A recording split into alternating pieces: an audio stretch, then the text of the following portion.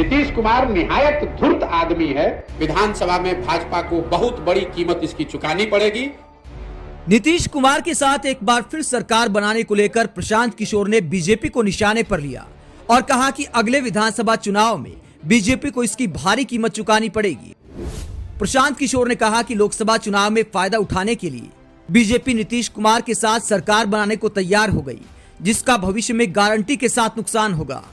इसके साथ ही एक और आपको भविष्यवाणी कर देता हूं, इसकी सबसे बड़ी कीमत इस गठबंधन का भाजपा और उनके दल वाले पे करेंगे विधानसभा के चुनाव में।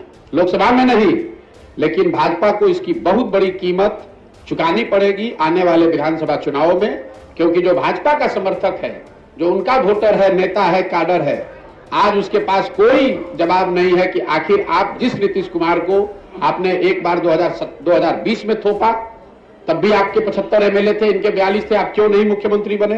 क्यों नहीं बिहार को सुधारने का जिम्मा लिया?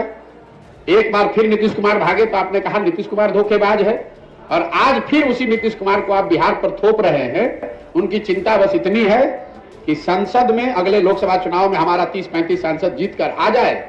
अगर नीतीश कुमार ने पूरा बिहार को बर्बाद कर दिया है, उनकी मानसिक हालत नहीं है बिहार को चलाने की, इसकी कोई चिंता उनको नहीं है, वो बिहार के लोगों की चिंता नहीं है, उनको बिहार के बच्चों की चिंता नहीं है, तो लोकसभा में तो असर नहीं दिखेगा ज्यादा, लेकिन विधानसभा में भाजपा को बहुत बड़ी कीमत इसकी चुकानी पड़ेगी। और आप इस वक्तव्य को नोट करके रिकॉर्ड करके रखिए, अगर न हो तो मेरी गर्दन आप पकड़ लीजिएगा।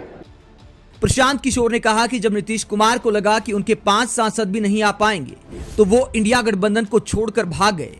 आप किसी भी वर्ग से बात कीजिए, किसी सामान्य नेता से, पब्लिक से, उनके अपने सपोर्टर, वोटर और पार्टी के नेताओं से बात कीजिए, हर आदमी नीतीश कुमार के लिए आज अपशब्द और गलत बात कह रहा है। और ये ऐसा मत समझिए कि बिहार की जनता समझती नहीं है।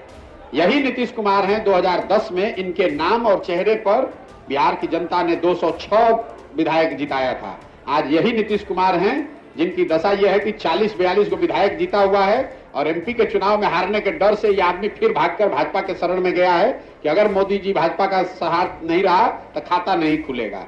अगली बार लिख लीजिए, अभी पीछे बार घोषणा किए थे कि अगर महागठबंधन में लड़ेंगे तो 5 एमपी नहीं जीतेंगे।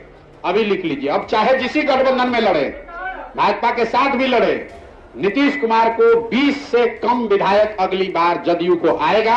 अगर नहीं आया तो मैं राजनीति से संन्यास ले लूंगा। इस आदमी को, जदयू को 20 विधायक नहीं आएगा, चाहे वो भाजपा के साथ लड़े, महागठबंधन के साथ लड़े कि किसी के साथ लड़े। बिहार की जनता इतनी बेवकूफ नहीं है, जनता इतनी व्याकुल है आज कि वोट किसी को दिया।